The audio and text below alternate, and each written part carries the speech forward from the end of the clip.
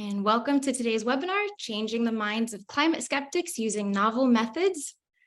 I'll be your host for today. I'm the McCone Postdoctoral Fellow at California Institute for Energy and Environment at UC Berkeley.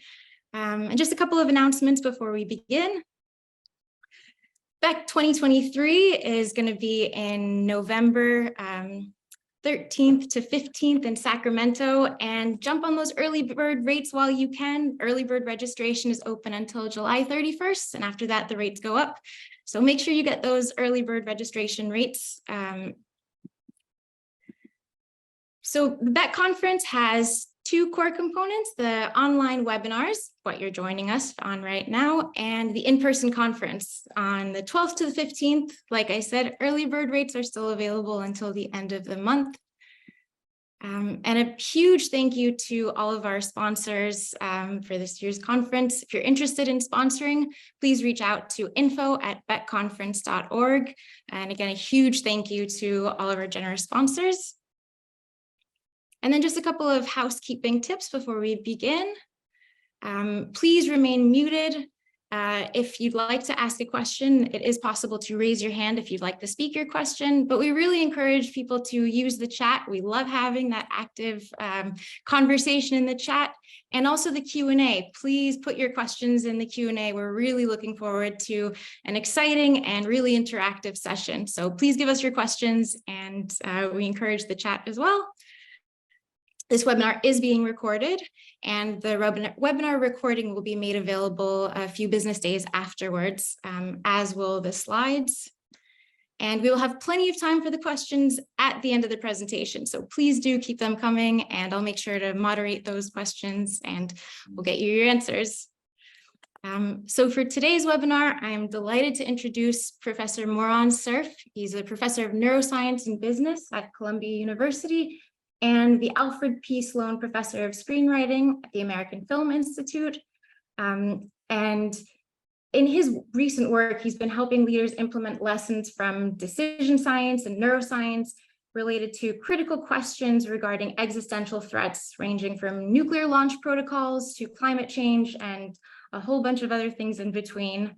Before this, Professor Cerf studied patients undergoing brain surgery with neural implants to decode decisions, memories, and dreams. And his work has given rise to a lot of the advances in modern neuroscience and applications. And his work's been portrayed in several popular outlets, and he's recently published a new book, Brain Imaging, an illustrated guide to the future of neuroscience.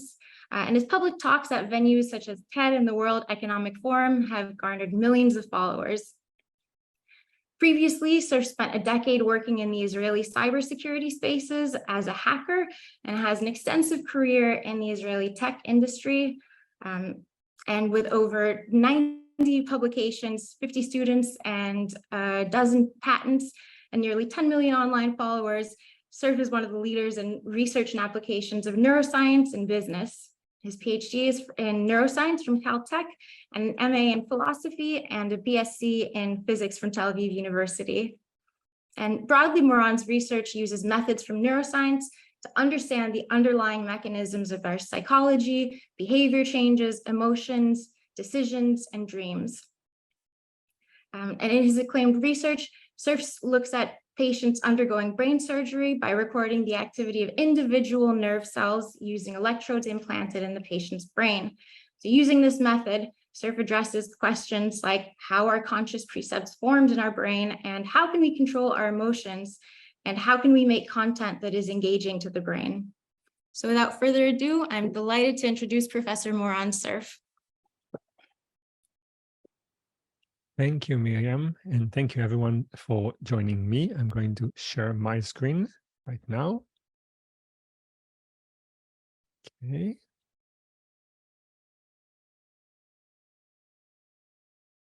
Perfect. I hope you can see a rotating brain in front of you. Great. So that would be my background for the first minute, where I'll just kind of give you a quick introduction to what I'm going to say and where I hope you will take this talk in your minds. So I'm a neuroscientist, and I spent the last 15 years studying the brain.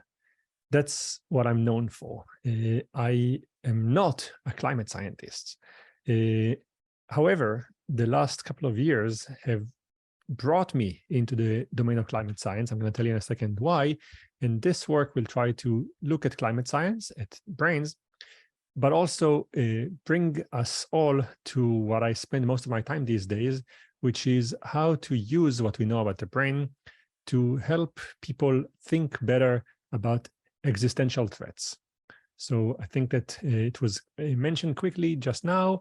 I spend some time helping the US president and the team surrounding him think about ways to use neuroscience to actually change the nuclear launch protocols. And I'm not going to mention that unless you ask me about it, but I see it as part of this big question.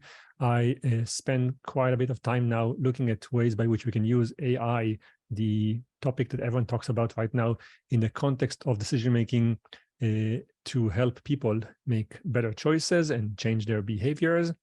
And I, as a neuroscientist, spend quite a bit of time looking at things like neural implants that are becoming more and more something that people can actually use in their brains, not just for clinical purposes, but also for recreational purposes, and what we can do with that. And all of those, I see them as tying into the same idea that we're heading to a world where big things can happen in our brain that could change society.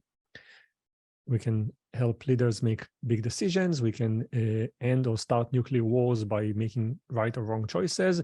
If we're all going to have neural implants, then someone's going to have access to our brains and they can change things. And we even are unfolding right now in my lab the ability to change people's minds while they're sleeping by penetrating their dreams and changing things there.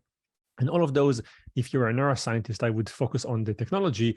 But if you're not, and you're just hearing about it for the first time today, I would say my prediction is that many of those things will shape the next decades of our lives. They're going to be a tool that we're going to have to respond to. And what I want you to take from this talk, and this is why I'm mentioning all of that in the introduction, is that there is a room for people in my space to venture into other spaces and help them, because how people think and decide is, in a way, what will determine much of the decisions in the coming years. Okay, so today's topic is changing minds of climate skeptics using novel methods. And it's the topic of a research paper that recently came out in Nature Climate Change, the journal, that I spent the last 8 years working on. And because I mentioned that I'm a neuroscientist, I will tell you maybe in a second how I ended up doing this thing, given that I was not a climate scientist at all when I started it. So this was 8 years ago now, when I was asked to give a talk, a popular talk, to a bunch of donors. I was in Chicago at the time, at Northwestern University, and they had a big donor that was going to give a lot of money. And so they brought 3 scientists, like kind of toy scientists, to speak to this donor and their friends, and kind of amplify and highlight the type of research that people do at Northwestern. So there was one neuroscientist, one cancer researcher, and one roboticist who works on zebrafish. Those were the 3 that were stacked as a lineup to present big ideas that are kind of changing the world to this donor in a way to convince them that they should allocate more money to research. I was, I think, the second speaker of that day, and I spoke about what we do in researching dreams, how we try to understand people's dreams, read them, and write into them, which was at the time a novel idea that very few labs in the world have been working on. So it seemed like a remarkable thing that everyone's going to want to sponsor. And I spoke about the power of the brain to drive our behavior and influence how we think, feel, and behave. And I finished in a way that no one can not finish a talk about the brain, by talking about consciousness. I said, by the way, the most interesting question in neuroscience today, and probably for the coming years, is consciousness, how it works, what it is, how we can change it. Do animals have that? Can we outsource that to other machines? And all the big picture questions that most of you probably thought about at some point over an evening with friends, when you kind of ponder about the world. And I mentioned, really in passing, that the way I see it, one of the challenges of our brain when it comes to consciousness is that it's really hard to project our brains into other people's minds, into other times, into other spaces. And in a way, the world we created is an ideal problem for the brain. It's hard for us to imagine ourselves in the future. For instance, if you're, say, in your 20s right now, and someone asks you if you want to save money for retirement, most of you think it's never going to happen. I'm never going to be 67. And when I do, it's going to be the same as now. So I should use my money right now. And it's really hard, even if you try your best to project your mind to the same brain just 47 years into the future. And when you do so, you pretty much just take the label 67 and put it on you now. You don't really think, okay, I'm going to have different cognitive abilities. Things are going to hurt that I don't really recognize right now. Balance is going to be difficult. We just have a hard time projecting our brain into itself in the future. Similarly, we have a hard time understanding how it was to be us when we were, say, babies. We can't really relate to this person, even though it's the same brain, let alone to other people. If someone near you is suffering from something that you have never experienced, it's very hard for you to really imagine what they're going through. You can say, I'm sorry, or try to help, but it's going to be very hard for you to do it. And it becomes even harder if you're talking about people that are far away, that you've never met, or animals. And all of those, I said in the end of my talk back then, are a way for our brain to try to understand consciousness by putting itself in different existences and trying to see how they work. And I, in passing, mentioned that lately there are some problems that the world experiences that are kind of poster child problems for this, and climate change was one of them. I said it's something that if you think of climate change, it has all the characteristics of a difficult problem for the brain. Some of it is moving very slowly, so we don't really see changes day to day. Many of the things we can do are drop in the bucket. It's not like you throw a piece of paper in a recycling bin and the tornado gets smaller. Many of the things that we don't do lead to outcomes that happen to others first. So it's easy for us to justify, oh, well, I'm focusing on my family and myself, and someone else is suffering that I don't even see. Many of the components of climate change are things that we don't see. CO2, we know what it is, we know how it works, but we don't really see it. So it's not something that our brain can relate to. And then there are elements of non-linearity in the cause and effect. It's not obvious that this thing that I do affects this thing. Some of those things happen over long time horizons. So all of the things that our brain is terrible at in one location. So if you kind of wanted to create a problem for the brain that would tack the ideas that I was talking about in terms of consciousness, climate change could be a great one. And I said, maybe if we try to solve those problems that right now are within our horizon, we can actually do better understanding the brain. I said that, and it happened so that the guy that spoke after me, who was a researcher on zebrafish and robotics, came and said something similar. He also spoke about our ability to have senses that tell us something about the future. He mentioned that the zebrafish is essentially blind and deaf. And so the way it responds to prey is by emitting magnetic fields in the water that it's swimming in. And those magnetic fields decay called 1/r. So if you're very nearby, the zebrafish feels you very, very strongly. And as you get farther and farther away, the zebrafish feels less and less of you, kind of like our eyes can see very well things that are close by, but have a hard time seeing things that are far away, definitely not seeing into the future or into the past. And the way the zebrafish solve this problem is that it's very, very fast. So if something comes very close to the zebrafish, it recognizes it only when it's inches away from it, but it can move in many miles per hour, which means that it's getting to escape the prey only when it's nearby. And the same guy, the roboticist, said, we think, roboticists, that there's a proportional alignment between how far your senses are in being able to see futures that are going to hurt you and how fast you can move. And the calibration showed that climate change, in his mind, is exactly in this sweet bad spot, which is when we see it, it's a bit too late. And even if we see things ahead of time, we can't really sense them. So we're suffering from not being able to respond to things fast enough. Because the two of us from different angles spoke about that, we decided to talk about it a little further afterwards. And this gave rise to this project.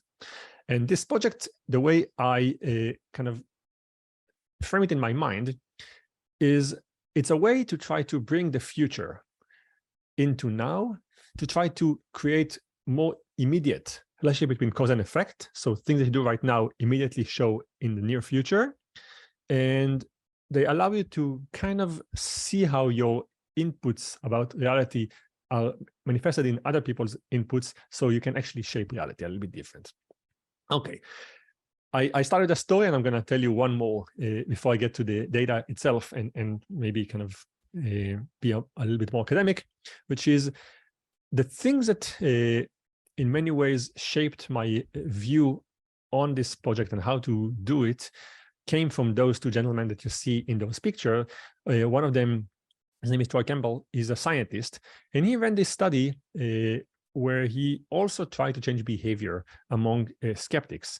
And the simple way of saying that his study worked was that he revealed the fact that most people who claim to be climate skeptics, in this case, aren't really climate scientists who look at the data and decided that they're skeptics because of a lot of information that led them to this decision. Many of them choose that because of some other incentive leading them to be that. What he did in his study, if I'm correctly remembering it, he brought one group of people and he told them, how big in money do you think climate change is, like in terms of damages and amount it will take to fix it? And they gave a number. Let's say they estimated it to be $150 billion. If the world allocated $150 billion, we can solve the problem. So this now is the baseline. He asked people how big the problem is, and they gave a number. Put those on the side. Then he brought a second group, and he told them the solution to climate change is less taxes, less government oversight, all the things that people that tend to be on the side that is manufacturing a lot of climate skeptics are. So things that people who want less government control and more money to themselves are. I said the solution is all the things you like. Now, how big do you think the problem is? And then those people said, oh, it's a $200 billion problem. So when the solution is something you like, the problem is bigger. And the third group was the opposite. He told them the solution to climate change is more taxes, more government oversight. How big is the problem? And they said, oh, it's a $50 billion problem. So basically, people change the size of the problem based on what you tell them the solution is and how good it is in their liking. If they like the solution, it's a very big problem. If they don't like it, it's a small problem. That was the first time I kind of realized that there are ways to change people's behavior in this context by kind of navigating their minds into a realm that makes them think of the problem differently. That's the guy on the left. The guy on the right, you may know him, he's a very, very kind of vocal climate skeptic who's the toughest in a way to deal with, because he is also the CEO of AccuWeather, a company that essentially produces a lot of data on climate. I met him in a conference, kind of a popular conference where he spoke and I spoke. And because he runs AccuWeather, I automatically assumed that kind of he would think the same way I thought. And because he has a PhD in space that's adjacent to his field, I thought, and this is the first time I was exposed to a climate skeptic who really threw at me tons of data and tried to argue with me, not emotionally. It didn't like, it's not like he, his identity was tied to climate science. He actually had a lot of arguments that I had a hard time arguing, not being a climate scientist myself. And I realized that in a way, the target audience for my work would be not just people who don't know anything, and you can convince them just by telling them it's a big or small problem, but people who might have strong arguments. The skeptics that are hardcore skeptics might be people who spent more time than I spent learning as a climate scientist, learning against it and finding flaws in papers and arguing against all kinds of reports. And if you want to change their mind, you need to somehow kind of not fight them with more information, but get them to change their mind internally. So the aim of this project, I'm kind of building this suspense, was to make people change their minds, not by me throwing information at them and making them believe by kind of having a great argument, but rather by somehow doing something that will make them see the light themselves. And that is actually something that's very true to a lot of the questions about changing minds. There's a lot of research in changing minds that, first of all, shows that it's one of the hardest things to do, that it rarely works, that some of the things that make people change their minds are not things you like. So traumatic events, catastrophes, make people change minds, hurting people around you. So a lot of smokers, for instance, the only thing that makes them change their mind and stop smoking, let's start with the opposite. None of the campaigns that said smoking kills or ads actually led to any impact on smokers, almost zero, and some places actually had a negative impact. Smokers became more attached to that and started smoking even more.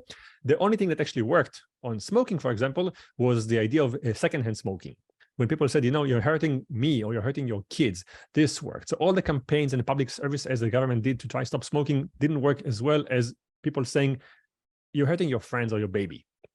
And in that sense, information and big posters and more data did not work.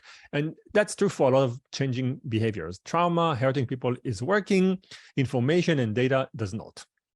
With that in mind, we went to work on this project. You see here, it was on the cover of Nature just a few weeks ago in their issue. And the aims were to do the following. First of all, we were going to find a way to make people put their money where their mouth are. So if you have a strong claim that says that climate scientists are wrong, or that climate is not changing, or that it's a hoax and so on, we're going to use money as a mechanism to actually confront you. So instead of changing your mind with data, you're going to win or lose money by being incorrect. We're basically going to make believing the wrong things costly. So instead of right now, it costs nothing. Like if you can say, I don't believe in anything. And like if you're not in an environment that suffers directly from climate change, you might even not see that you're making it. Others are going to be hurt. So we wanted to make it costly for you to have false beliefs. And we wanted to find a way to take the future and bring it into now. This is the one thing that the brain is challenged with, and try to see what ways we can actually bring the future into now. And the answer to all of those things come from the world of business in something known as prediction markets.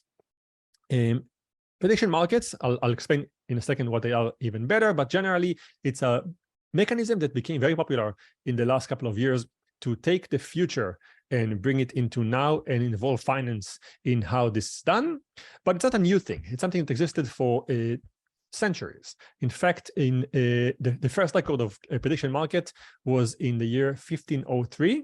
People used to gather where the Pope would be elected, and basically they had a prediction market. Someone would bet that this guy is going to be the Pope, someone's going to say this cardinal is going to be the Pope, and they just kind of took bets on people, asked them to predict, and one guy won. It's kind of horse racing. Some guy said, I think that this cardinal is going to be the Pope, and when they were right, they took all the money of those who said that some other cardinal is going to be the Pope. And this was the first prediction market, because not only did people make predictions about who's going to win with money, they also got trade in that.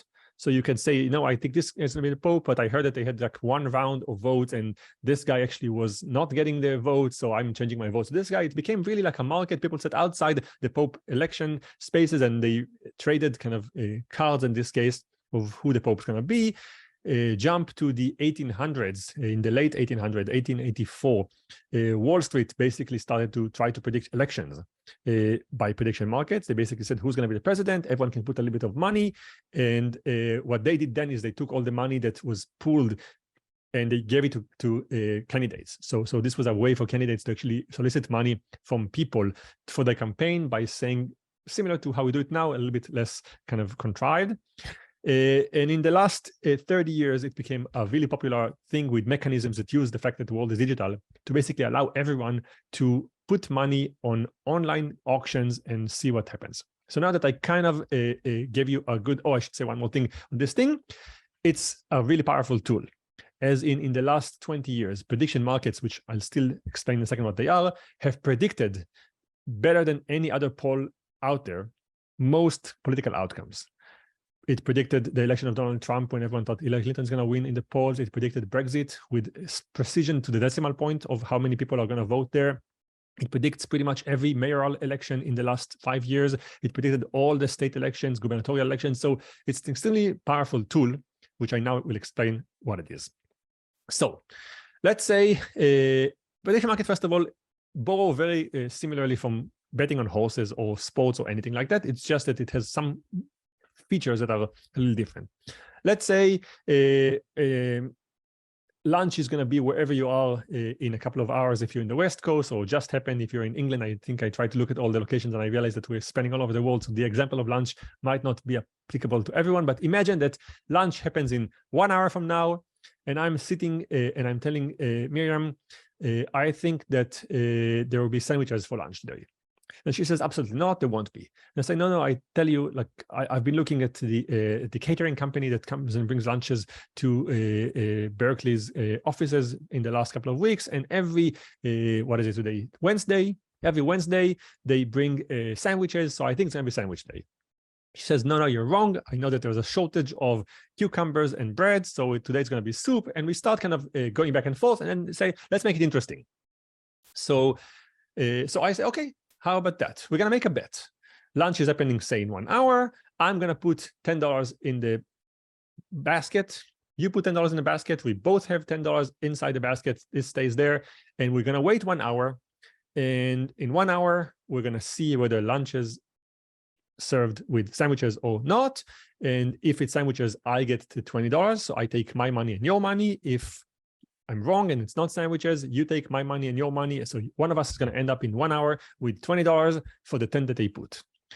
So this was just a prediction about the future. We just made a prediction and both put money and we're waiting for it to happen. And basically it has 3 components that are relevant for the study. One is we have a bet. So clearly we know what it is. It's a yes, no thing. Sandwiches, yes, sandwiches, no. That's it. It has a source. Something needs to tell us that it's true. If we start arguing afterwards what reality was, if you say, I watch Fox News and you watch MSNBC and we don't even agree what happened, then we're in trouble. So we have to agree before we started, what's the source? Before we started, we say, whatever it is, based on whether on this table, they're going to be a sandwich in 1 hour, we take the bet. It doesn't matter if the sandwiches are on that table, it's still a loss. Like we have to agree exactly what and where and who determines who won. And then we have to have a specific settled time. If you agree that the sandwiches should be there in 1 hour and there are sandwiches, but they're in 2 hours, I still lost. And I'm kind of using the example because prediction markets oftentimes suffer when you don't have a clear source or different settlement dates. To give you a concrete example, there's a big lawsuit happening in the US right now about prediction markets that happened a couple of years ago on the election of Donald Trump and Joe Biden. Because if you remember then, of course, there are 2 sides who don't agree on what happened. Some sides say, well, I won, some sides say this one. So a good prediction market would say in advance, we determine who won the election by who is, say, sworn in as president on January 20. It doesn't matter what you think happened. If this person is sworn in, then they won the election. And if this person is sworn in, then this was the election, and January 20. This way, you won't have arguments on, say, November 25 on whether Georgia was actually this person, that person, and when to call them and so on. So it requires those 3 things. So this is a prediction about the future. It's almost what we need. To make it a market, we have to allow one more thing, which is the ability to trade. So let's say Miriam and I are now in the course of waiting 1 hour to see whether sandwiches are coming. And somebody tell me, you know what, I actually have to run. I can't be here in 1 hour, I have to leave. So maybe let's cancel the bet. I want to take my money. She said, no, sorry. The money is in the pot and we're waiting for 1 hour. If you want to leave, you can find someone else who will take your position and now they will be working against me, but the money is already in the pot and you can't leave it. And then I go to Reuven and I say, Reuven, I need to leave. There's $10 that I put in a pot against Miriam betting on sandwiches. Do you just mind giving me $10 and taking my place? And Reuven might say, you know what, I'm happy to take your space because I also think the sandwiches are going to be served, but I'm not as confident as you are. So instead of giving you $10 for that, I'm going to give you only $6. So Moran lost already $4. He gets $6 back. And then Reuven now has a 10-10 bet against Miriam. So if he wins, he gets basically more than he put. He gets $20, even though he only gave $6. And suddenly you have basically a trading market. You can start having people changing things. And what's important here is that Reuven, maybe by giving me only 6 for my 10, indicated that he is less certain than me that they're going to be sandwiches.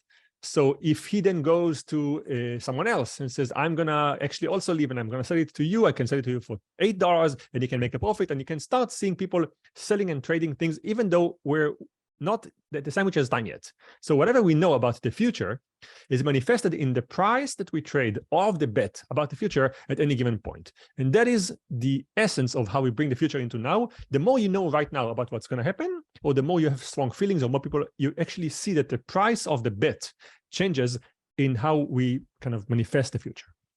Okay, so climate prediction markets are basically that. You bring people, you tell them, let's take far away outcome.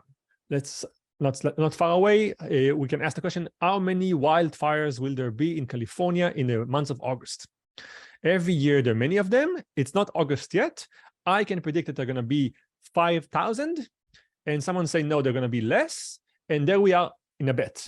I'm putting X amount of money. They're putting X amount of money. We wait for August to happen. And if there are more than 5,000 wildfires, I take everyone's money. And if there aren't, the person who said no takes everyone's money. And if you have multiple people saying yes or no, you divide the pot by all of the people who said no versus all the people who said yes. And you have a clear outcome, a clear date to what it is, a source that tells you what happened. And there you are, climate prediction market. And now you don't have to wait until August. As we get closer and closer to August, and we see that the temperature in it's still July, but we see the temperature in California is getting higher and higher, and the likelihood is being higher. I might sell my stock in this bet for higher price or lower price before the outcome happen, and it can go a month in advance, or I can bet on whether this decade is going to have more wildfires than the decade before, and it's still far in the future, but every piece of information that happens right now leads to the change in the price. I should say right away, this is not a new thing entirely. It was not done in the way we did it, but people have spoken about the idea of the prediction market and climate for a while. Some companies did that, and some groups did it in smaller domains, like energy consumption. Just on that, like people had to bet on basically how much energy would be consumed and put money there and see if they're correct. There were some markets done as essentially you can't trade your bets afterwards. You can just put a bet and get the money after without the ability to trade, which is a way to poll people. So basically people asked others to put money on outcomes and use that to see what's happening. So it was done a little bit, and we're kind of trying to do it in the larger scale and with the intent to change people's opinions, belief, and knowledge. So here I'm tying back all the things I said in the last 15 minutes, which is our aim isn't just to kind of have people put money where the mouth is and kind of see the future manifested in something happens right now, but to see what happens to their minds. Meaning when you start putting money, winning or losing based on outcomes, or when you see that you're betting on 5,000 wildfires, but everyone is willing to bet against you because they think you're wrong and you're going to lose money, does it make you change your mind in some way, shape, or form? Okay. So we ran multiple studies. I'm going to mention briefly one, and in length, I'm going to then tell you about the other, just kind of to make it clear. In each study, we have hundreds of people. So this is one example of them, and they all went in the same kind of mechanism. Before the study began, we recruited people. In some studies, we recruited a large sample of the US population. Another study, we intentionally recruited climate skeptics and climate believers. So we went to kind of all kinds of Reddit channels where climate deniers sit together and kind of plot to take over the world. And we recruited all of them to be part of the study versus climate believers. We went to kind of counter scientists, like the person I mentioned earlier, who spent time arguing against climate science. We recruited people from the extreme polars versus just regular population. But in both examples, what happened first is we have all those people fill a long survey. And this survey asked them questions about their climate concerns, like how much risk do you think climate change is posing to reality? Is it real? Is it a hoax? Is it man-made? And so on. We asked the question about the support. If you had this much money, would you want to put that much money into doing that? How high a priority to be for the government to take care of that? And we also asked them questions about what they know. So just kind of traditional questions on like what are natural gases, which of those is, what's the temperature right now, what's the predicted increase in temperature, things that kind of you would know if you're somehow knowledgeable in climate science by reading the news. Nothing that is requiring like sophisticated knowledge mostly. And then we basically broke the pool of population to two groups, a treatment group and a control group.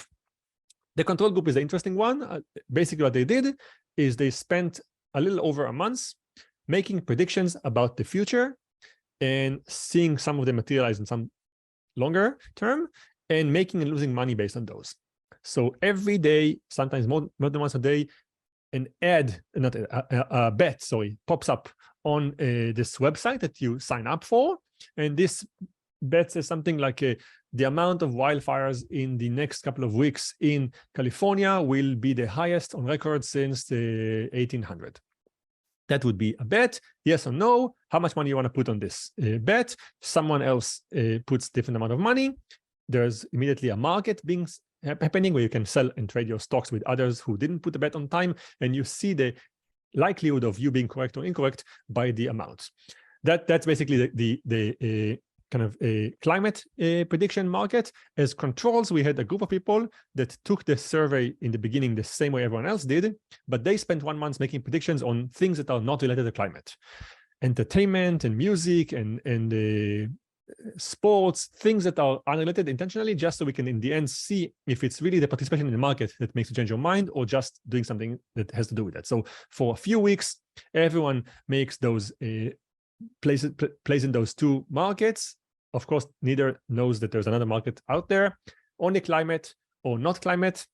At the end of the 1 month, we ask them another set of questions, and then we see the difference. Just to give an example of how the climate looks. So every day it says, welcome to the website, and it gives a user ID. It tells you how much money you have in your wallet right now. We give each person in the beginning $20 to make bets.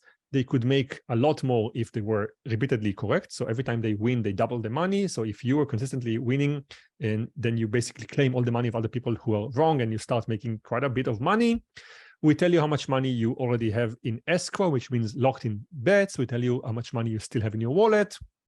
And we show you some of the results of the bets that already materialized, if they materialize. So you can kind of learn a little bit from the past where you won or where you lost.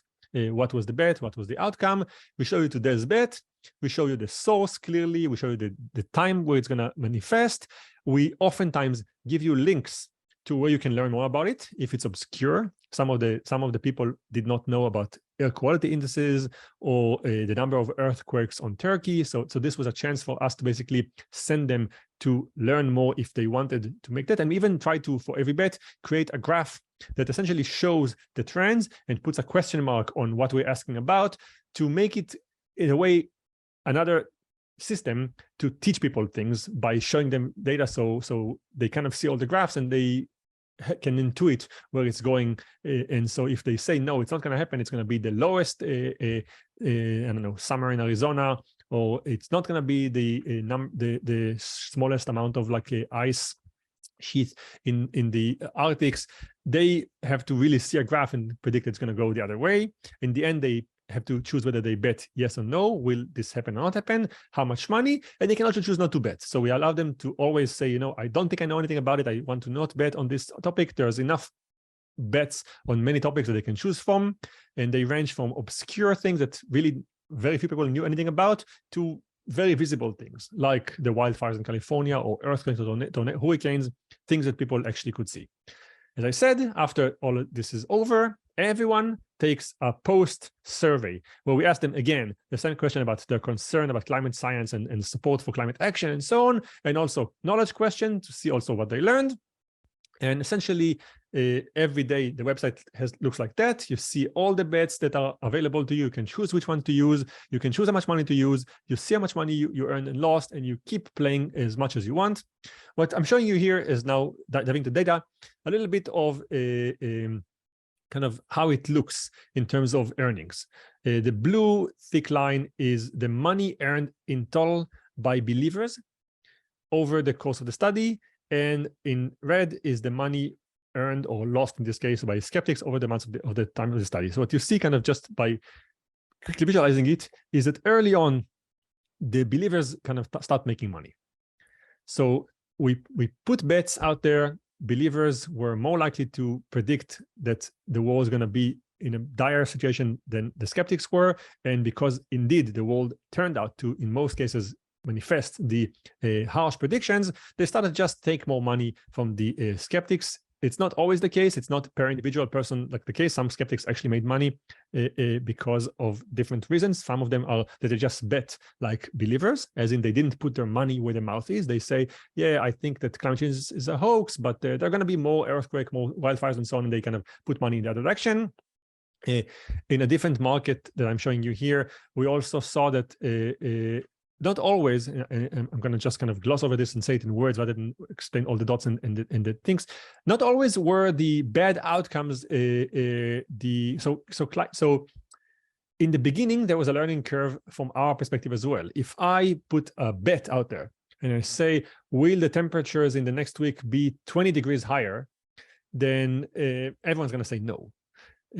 So it's not that like every time you say things are going to be bad, climate science is right. And because of the trends in the world, there are many times where climate scientists were wrong, or sorry, people who predicted with kind of the simplest view of climate science, which is it's going to be bad, were wrong. So we had to also calibrate the bets on our end. And I'm going to come back to it in a second just by saying this again. It's not easy to be the person running the markets because you have to kind of find things that are sitting there that are not extreme in either direction. This very kind of confusing graph basically tells a story, and I'll just say it in words. What we saw in the top line, you see climate concerns, basically people saying, I believe that climate change is real, it's man-made, it's dangerous, and so on. In the bottom three buckets, you see the same question about climate support. Would I put more money towards it? And what you see essentially in each of those graphs, and I think the story is told mostly by the rightmost panels that are kind of summaries of all the dots. What we see is that the treatment group showed from the before to the after a change that's increased, meaning most people in the course of the months after they put money and they saw outcomes manifesting, and they saw that they lose when they bet wrong and they're right when they bet right, and they make money when they bet right, and so on. If you just look at the surveys before and after, you'll see that when it comes to questions about concerns, how worried about you about climate change, how real it is, how much money you need to put to save it, they went up. So this is true across the board. Believers and skeptics, people who started in like 8 went to 9, and if you started in 2, you went to 5. But basically, most people shifted positively towards more concern about climate science. That's the main result of this paper. And you see that in the treatment group, that's the dark bar on the right, and not in the control. So the control is people who just spent 1 month betting on sports and entertainment didn't change in a positive direction their kind of support for climate science. So only people who spent 1 month making predictions about the future, seeing what materializes, kind of learning where they're right and wrong, and making money from being correct are the ones that, without knowing what we're asking them, showed a shift in the answers in the post-survey compared to the pre-survey when it comes to, in the top row, concerns, like how worried they are, and in the bottom row, it's support, how much money they're willing to put to do that. That's essentially the main kind of point of the study. Just kind of one more nuance. If you see what you see here on the left panel is the difference in knowledge in the beginning between the control and treatment. Basically, they knew the same. So they all kind of, you see that the two distributions are basically on top of each other. So there's no difference in what people know in the beginning. Everyone knows the same about climate science. And if you look at the right side, you see that the distributions are a little bit kind of now separated. And you see that people that spent this time participating in a climate prediction market also know more. If we ask them questions, they know more about climate science. So people basically change in the course of this month by making predictions, their knowledge on climate science, their support for action, and their concern about that. Summarized essentially in this one graph, if you spend time making bets on basketball entertainment, you see that the low line basically stays the same place. The controls are not showing increase. But if you spend some time making predictions about climate, that's the Earth circle, you change your support significantly. And this is true for, again, all the other dimensions, knowledge and concern. So this kind of is the main thing. I'll tell you already now what happens there. If we were to start telling you, change your mind about that because you're wrong and so on, you'll essentially, as a psychologist, I would say, immediately resent it and reject it. Therapists know that if your client comes to you and you realize right away on the first session with them that the problem is that they have issues with their mother, if you say, hey, it's you or your mother, that's the issue, you're likely to get resistance and less openness for change. What you should do is you should walk the person in a journey that makes them come with this kind of realization themselves, and then you can support it and you can give them more kind of framing. But it's commonplace in like psychotherapy that it's not recommended to give people the answer as you see it early on, without making sure that A, you're right, and B, that you can actually they can actually hear it. And in many ways, this study is a bit of that. If you were to tell climate skeptics you're wrong, and there are many more wildfires, and the data shows that this is kind of where the trends are going, they would stop hearing it. It would be resistant. But if you tell them basically play a game with your money and gradually see that you win money by being more accurate, and that's where the science is there, they themselves find ways to justify the change in their heart. They are the ones who gradually seek more information without us telling you. We just tell them make a bet, but they kind of seek new information to be more accurate. And the process of finding reasoning for their winning is internal. We don't necessarily even know what happens there, even though I'll show you in a second. We ask them, and they're the ones who make the shift in their mind, and this works. So it works better because no one forces you. You kind of come to the realization together. We actually asked them question about kind of what drove their learning, and we saw things like climate skeptics saying something like, I knew that there were wildfires, but I learned that there are a lot more than I expected. I knew a lot about one location. I knew a lot about the US. When you asked me about things like Japan's tsunamis and hurricanes in part of town part of country I didn't know about, or earthquakes, we learned a lot more. They also learned a lot about this was one of the kind of trivial ones, but also they learned a lot about source information. Because we define the source in advance, we tell them this bet is going to be determined based on NASA's record. They have the option not to choose, not to participate. They say, I don't trust NASA. I think NASA is liars. So they won't even choose the bets. And that's totally legitimate. They can say, I don't want to participate because I don't trust NASA. But once they chose to take a bet, they agree that NASA is going to be the one determining the truth. And in that sense, they first accepted mentally who is going to be telling them what's correct. And that's a big step for deniers, that they have to somehow choose who to trust before. And it has to be a place that both the skeptics and the believers trust, which means that we have to have a lot of options and learn which ones are the ones that even skeptics trust.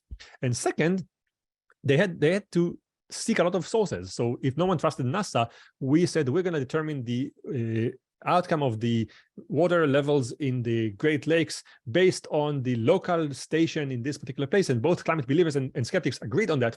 Right? So they just learned where to seek more data, which in itself was useful because they started agreeing on what are the shared resources that they all can agree on. Okay, I'm going to end with saying the following. Here are some of the learnings we acquired in the process of doing that I thought would be relevant to the people here, knowing that we have people from various domains that may or may not find it relevant and useful. First of all, I mentioned it and I'm going to mention it again. It's really hard to be the climate science maker. So not only is it's not hard just for the people who place the bets.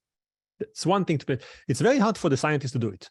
To do that logistically, you have to create a market. As any of you who works in finance know, running NASDAQ is a really big project. Like if there's a hiccup in the systems, everyone complains and everyone blames you. So we had to really have a robust mechanism to just allow for the system to always work. We couldn't afford for someone to say, hey, I wanted to put a bet, but high frequency traders took my position too fast and I wanted to put when it was 60 cents, but now it's 100 cents. And of course, like we wanted to make sure that this doesn't happen. It happened a little bit in the beginning and we had to run the entire study multiple times until we got to a good, solid system that allows for real-time betting with people that are making money. So they really cared about, all the nuances of how to do it best. It meant that we also had to decide when do we launch bets. So we didn't, because it was potentially global, we didn't want to be unfair towards people in the East Coast. If the bets were kind of launched at 8 a.m. on the East Coast, then people on the West Coast would not have like the easy ones, the easy money would go. So we had to kind of basically learn from the stock exchange how to make the market fair. And then the hardest thing is how to choose bets. Again, when in the beginning, this slide I kind of glossed over, but it's there if you ever want to look at the slides more carefully in the paper. In the beginning, we said, okay, on every bet we put, climate science is going to be bad. Like we said, it's going to be hotter, it's going to be more tornadoes, more hurricanes, more water levels are going to rise. We're going to put high and the deniers are going to say no and the believers are going to say yes. And we learned that we were wrong. Many climate skeptics bet what we thought we'd be like it's going to be worth, because they knew the trends. So it wasn't trivial to just kind of take, okay, everything's going to be bad is climate science. And we had to kind of find the sweet spots for every bet that will actually make people learn more, read more, and not find obvious things. And that was hard. We had to learn a lot more about the trends and the numbers and what they are. It's also hard to find time windows that work. So the study that we're currently running spends years. So we actually asked people a question about like the overall temperatures over years. But in the course of a mini study that lasted only a few weeks, it wasn't easy to find bets that would actually manifest climate. If we asked, will it rain tomorrow? It's not a climate bet, it's just a weather bet. So we had to find things that are averaging across space and time to really find bets that talk about climate. What would be the average temperature in the next week in the Northern Hemisphere compared to the records of the last couple of weeks? So the bets were actually not easy. And you can see in the paper supplementary information all the bets we had. What we learned also, sadly, is that every time window is good for that. Meaning we were concerned that maybe if we run it in the fall, there won't be enough disasters. Turns out there'll be a lot of that. And I'm going to finish with saying that you can read all the others, but I want to give time for questions and not kind of hog the entire hour. We also learned that in a way it's a win-win. That's my last point. It's a win-win for climate science to have this market in the following way. That's my last sentence. If I think that the climate change is real, and the Koch brothers are manifesting, in this example, the deniers by saying it's not real, it's never going to happen, I can go to Koch brothers and say, how about we take a bet? I put $1 billion that Miami's water level are going to rise, and you put $1 billion that they won't. And we both agree on that. We put the money there. In a way, it means that I already won. Because once we put the money there, once I convince them to put money on a bet about the future, if I'm right and the water levels rise, I can claim their $1 billion and use that money to build levees and protect the world. And if I'm wrong, because climate change is not real and I was wrong all this time, I'm happy to lose $1 billion because I just saved the world. So in a way, for climate scientists, this thing's a win-win. Either you take the money of the skeptics and in the course of that maybe change their mind and use it to make the world a better place, or you're wrong all this time and then you just lose money, but the world is actually better. I'm going to stop there and I'm going to let you guys ask me about this study, others, or anything they want to know about existential threats from nuclear decision-making, neural implants, mass persuasion using AI, dreams, or anything else that you want. Thank you. Fantastic. Thank you so much. That was really, really great. And what a whirlwind. You have quite a lot of questions, so I'll just jump right into them if that's all right. And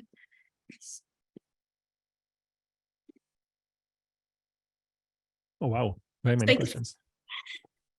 The first one, can we use these techniques on one's own mind and opinions? So yes, so it's being used. If you look for if you look at prediction markets, you'll see that they're being used in other domains, namely politics, to basically take people and kind of have them change their mind. It's if you just do it alone without anyone else, it's a bit harder because you have to have an incentive. Here, the incentive is money. We give them money. That's the one thing, but it's going to work on every domain that you're going to, it's basically going to force you to confront reality. And that's it's going to work. I'm going to answer quickly this way. I won't hog the time. Okay. And then let's turn to kind of bigger picture. Leslie asks what policy recommendations you have. And I'd like to combine that with another one. James asks, do you have ideas or plans for implementation that would engage the public at large? Outside of a lab setting, how do you think climate skeptics can be induced to participate in a market like this? And then a sort of third part to that, if it's all right, is Janine is asking, she's wondering how many people who are not climate change believers actually believe that the climate is changing, but don't believe that it was caused by humans, or that human action can make a difference. So they're kind of more hands-off. So they don't want to politically talk about or focus on it because they believe the agency is elsewhere. Is there any research on this? Okay, so I'll try to answer all in one sentence each. So first of all, we try to do it globally. So in the course of this, it took 8 years, partially because we wanted at some point to make it, we wanted not to just do it in a lab, we wanted to do it in the real world. We spoke, I mean, you may have seen the last slide, the background was a picture of me talking to the CFTC chairperson, Bentham is his name. During the process of that, we spoke to the CFTC, the futures trading commission on essentially making it into a real world market. There's an incentive for the government to own this thing. It's kind of like NASDAQ. They want to be the ones basically reaping the fees for that, controlling it. It's a little bit betting market, so they want to also control who gets to participate. They don't want it to be, and they're talking about it with us right now on making it something big.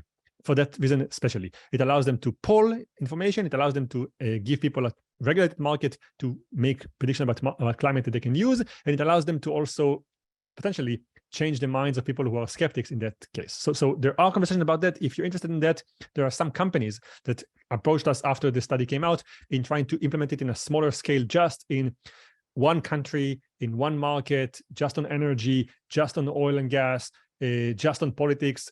And there are also a number, two that I know of, companies that made it basically as a gaming website. So like horse racing, they allow you to do that. There are all kinds of regulations that make it, you can't bet too much money, you can't bet on every topic, but it's happening. And there are conversations, and if you're interested in that, I'm happy to tell you more about how you can be part of that, because there's if nothing else, it's a good business. There's finance there. Like you can like NASDAQ does, you can take a fee from every transaction of like 1 cent and just make money. So if nothing else, if you don't care about climate, there's a way to just think about it as money.